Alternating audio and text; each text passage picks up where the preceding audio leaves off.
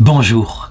Chaque année, entre la Sambre et la Meuse, dans la région de Gerpine de Villers-Poterie en Belgique, est organisée depuis plus de 1000 ans une marche, une sorte de pèlerinage, de pardon comme diraient les Bretons, en l'honneur de Sainte Rolande.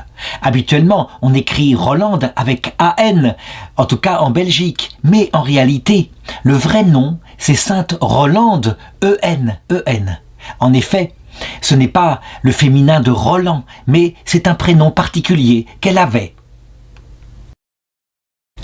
Son histoire est en partie légendaire, forcément, puisqu'elle se situe à l'époque de Charlemagne, donc à l'époque des Carolingiens, époque où les archives n'étaient pas très soigneusement gardées. Pourtant, en reconstituant l'histoire de ses voyages et l'endroit où elle mourut, on voit qu'il y a une certaine cohérence, et c'est ce que je voudrais raconter ici. D'abord, tout indique qu'elle n'était pas n'importe qui, elle n'était pas une simple paysanne, une bergère, mais au contraire, elle était princesse, elle était fille d'un roi, elle était née vers 754, après Jésus-Christ, du roi des Lombards, et ce roi des Lombards s'appelait Didier.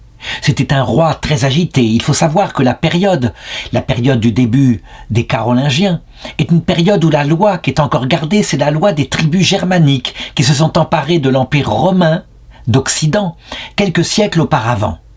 On date habituellement la chute du dernier empereur romain vers 476, donc nous sommes plus de 3 siècles après. Il y a eu, il faut le reconnaître, une chute de civilisation. L'état de droit qui avait été établi par l'Empire romain a été remplacé par une loi de l'arbitraire. Et les rois, principalement à cette époque-là, lorsqu'ils conquièrent des empires, ces rois germaniques, ils transmettent à part égale à leurs enfants une partie de leur royaume, ce qui fait qu'il n'y a pas vraiment de stabilité. Le pape à Rome, lui aussi, est en grande crise. Je veux dire par là que son autonomie est fragile et que il supplie quelquefois Charlemagne, qui est un roi catholique, de venir à son aide. Il est très attaqué en particulier par le roi des Lombards qui menace sans arrêt de s'emparer de son quelque pouvoir qu'il a, son pouvoir spirituel en particulier. Le roi des Lombards, quant à lui, à cette époque-là, est encore païen. Tout ce que je raconte ici sera source de précédent, ça veut dire que la suite de l'histoire de l'Europe occidentale au Moyen-Âge, est fondée sur cette histoire de Charlemagne qui vint à l'aide de la papauté, donc du pape Étienne Ier, qui l'appela à l'aide contre le roi des Lombards. Les choses, évidemment, ne se passèrent pas comme cela, si simplement. Au départ, le roi des Lombards, Didier, eut l'idée de faire alliance avec Charlemagne, une sorte d'alliance comme on faisait à l'époque, et parce qu'il avait une fille qui était très belle, qui s'appelait donc Rolande, mais qu'on appelle aussi Désirée de Lombardie, et qui porte aussi parfois le nom de Ermengarde. Toujours est-il que sa fille, qui était un peu plus jeune que Charlemagne, et en pleine fleur de sa beauté, il décida d'en faire un atout dans sa politique, et donc de la proposer comme épouse à Charlemagne. Charlemagne, quant à lui, était déjà marié, mais cela ne l'inquiétait pas, il avait déjà de nombreuses concubines. Cependant, étant roi catholique, il est évident qu'il ne pourrait pas épouser celle qui lui était offerte ainsi pour une sorte d'agrément et de contrat d'alliance. Et c'est ainsi que, vers 770, on a les traces de cela. Elle fut donc promise à Charlemagne, le roi des Francs, pour être son épouse. À cette époque-là, elle avait à peine 16 ans, et c'est ainsi qu'était le sort des princesses. C'est un sort peu enviable, d'être donné ainsi à un inconnu, mais, je dirais, on ne s'embêtait pas tellement de principes à cette époque-là, et le consentement n'était absolument pas demandé aux princesses. Évidemment, c'était un mariage exclusivement politique, c'est bien évident. Et Charlemagne ne la connaissait même pas. C'est là qu'intervint la lettre du pape Étienne Ier, qui appela Charlemagne à son aide, ce qui fait que, pour raisons politiques évidemment, l'alliance avec le roi des Lombards devenait beaucoup moins intéressante. Et donc, avant même que Rolande ne soit partie vers son mari, eh bien, le mariage fut rompu, les fiançailles furent annulées. Est-ce que les causes furent simplement politiques? Est-ce que ce fut aussi l'action du pape? On a des lettres qu'on peut retrouver dans les archives au Vatican qui indiquent que le pape de l'époque fut très hostile à ce mariage avec Rolande, d'autant plus qu'il considérait que le lien de Charlemagne avec celle qui était pour le moment sa concubine, Imiltrude, était un vrai mariage et donc qu'il ne pouvait absolument pas être bigame, en tout cas s'il voulait rester au sein de l'Église catholique et ne pas être excommunié. Le roi Didier, le roi de Lombardie, pendant ce temps, préparait ses armes et préparait aussi ses alliances. Il savait que Charlemagne était un roi puissant, d'autant plus qu'il s'était emparé d'une partie des royaumes de ses frères. Et donc, Didier essaya de conclure des alliances avec d'autres rois qui étaient ennemis, en particulier de Charlemagne.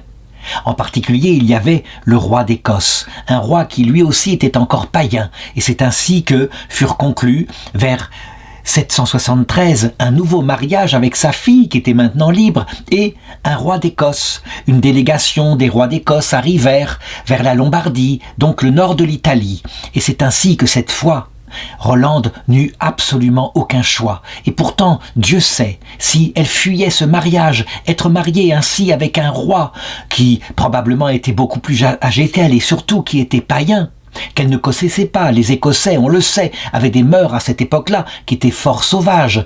Eh bien, ce fut pour elle un grand déchirement. Toujours est-il que n'ayant pas le choix, c'est ainsi que le convoi partit en voyage et traversa une partie des territoires de Charlemagne pour se diriger vers l'embarquement, la traversée de la Manche.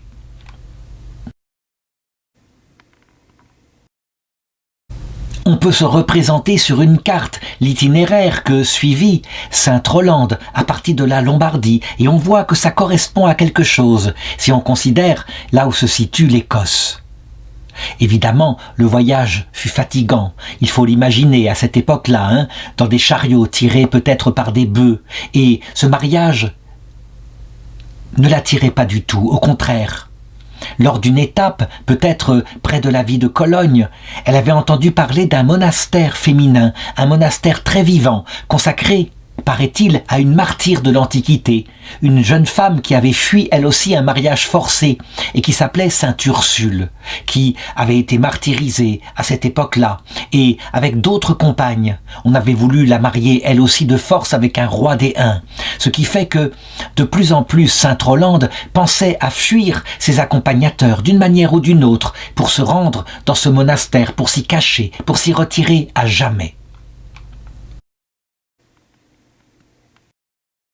On peut le dire, si on regarde la vie de Sainte Rolande, il y a deux malédictions dans sa vie. Sa grande beauté d'abord, qui est source évidemment qu'elle est convoitée par des hommes, et puis d'autre part, le fait qu'elle est princesse, qu'on ne respecte absolument pas, mais de toute façon, qui respectait à cette époque-là le consentement des femmes? L'Église mettra des siècles à imposer que dans un mariage valide, il faut qu'il y ait deux consentements et que le père n'a rien à dire, que c'est le consentement des époux qui fait le mariage sacramentel. On sait que même au XVIe siècle en Espagne, il y aura à un moment donné un concile où des grands d'Espagne essaieront d'imposer à l'Église que le mariage de leur fille ne soit valide qu'avec la bénédiction de leur père, et l'Église refusera. Vraiment, on peut le dire, c'était un combat difficile, dans cette époque très patriarcale, au sens propre du terme. Toujours est-il que, peut-être, alors qu'elle était près de s'embarquer, de traverser la Manche et qu'elle savait que, si elle traversait, elle ne pourrait plus jamais s'enfuir, toujours est-il qu'avec quelques-unes de ses suivantes, on dit que Sainte Rolande réussit, d'une manière ou d'une autre, et on ne sait pas comment, à fuir ceux qui l'accompagnaient, à se séparer des gardes écossais qui l'emmenaient vers son destin funeste. Et elle partit ainsi. Nous étions au mois de mai de l'année 774. Elle avait à peine 20 ans. Et elle reprit le chemin pour se diriger vers ce monastère de Sainte Ursule. Cependant, quelles étaient les conditions climatiques? On ne sait pas. On sait qu'à cette époque-là, en ce 8e siècle, les conditions étaient beaucoup plus froides qu'à notre époque. Mais en route, elle attrapa froid. Elle ne pouvait plus continuer de voyager. Et sans doute n'était-elle plus dans un chariot, mais à pied, et c'est ainsi que, pris de fièvre, d'une fièvre terrible, eh bien, elle put se réfugier dans un village qui était le plus près, qui s'appelait Villers-Poterie. Évidemment, elle sentit que elle n'irait pas plus loin, que sa fin était proche, et donc, elle demanda à ses suivantes de trouver dans le secteur le prêtre le plus proche, et la paroisse la plus proche qui existait était celle du village de Gerpine. On n'avait dans le secteur qu'une seule personne sous la main pour pouvoir se diriger, aller vers le prêtre, mais qui lui arrivait à se diriger. Il était boiteux, il était aveugle, mais il connaissait parfaitement les chemins de la région, et donc il partit, obéissant à la princesse. Il alla trouver le prêtre à Gerpine, et le prêtre revint. Il revint à temps pour lui donner les derniers sacrements. On dit que l'aveugle boiteux qui avait accompagné le prêtre, qui était là, qui l'avait suivi aussi avec les saintes espèces, aussitôt qu'elle reçut les sacrements, les 3 sacrements qui préparent à la vie éternelle, à savoir le sacrement de pénitence, où on confesse tous les graves péchés qu'on a commis, le sacrement de l'onction des malades, qu'on appelait à l'époque l'extrême onction, pour se détacher de ce reste d'attachement à cette terre, pour se préparer à l'autre monde, et enfin le viatique, l'Eucharistie, pour franchir le passage de la mort. Aussitôt qu'elle eut reçu le viatique, l'aveugle boiteux retrouva la vue instantanément, et retrouva aussi la capacité de marcher instantanément. Ce fut donc le premier miracle qui fut connu dans toute la région.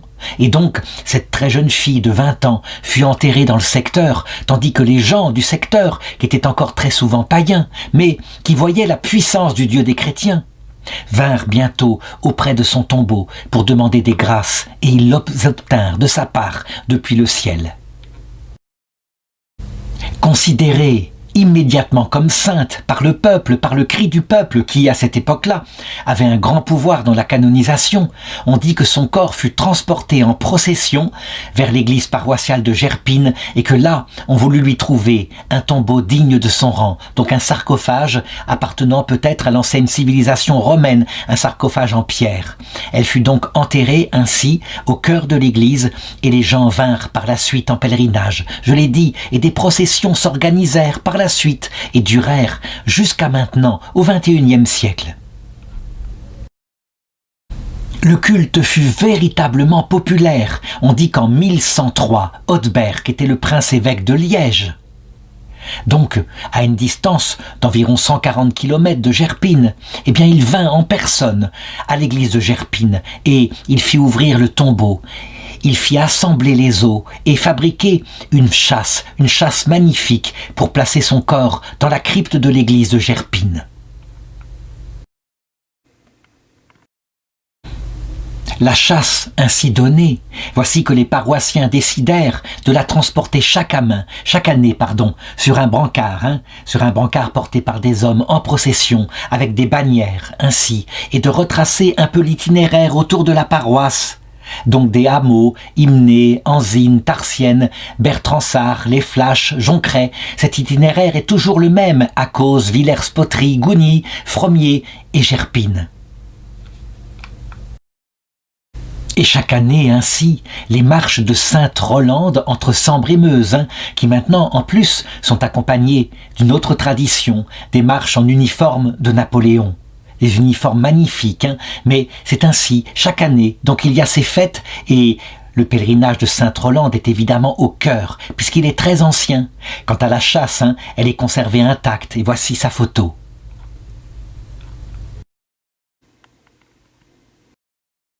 Évidemment, ce n'est plus la chasse authentique fabriquée au XIIe siècle, c'est une chasse beaucoup plus travaillée qui fut refaite au XVIe siècle, un chef-d'œuvre d'orfèvrerie. On peut donc dire que Sainte-Rolande, probablement, est la protectrice des femmes qui sont mal mariées ou qui sont mariées de force, de même que d'ailleurs un saint à peu près de la même époque. Il s'appelle Saint Gengoux, est le patron des hommes mal mariés, lui qui fut assassiné par son épouse, qui avait un amant, ce qui prouve que quelquefois, il vaut mieux ne pas se marier du tout, plutôt que d'être mal marié. D'ailleurs, c'est étonnant de voir la coïncidence des dates, ce qui montre que rien ne change chez l'être humain, puisque Saint Gengou est mort en 760, tandis que Sainte Rolande est morte en 774. C'est véritablement des contemporains.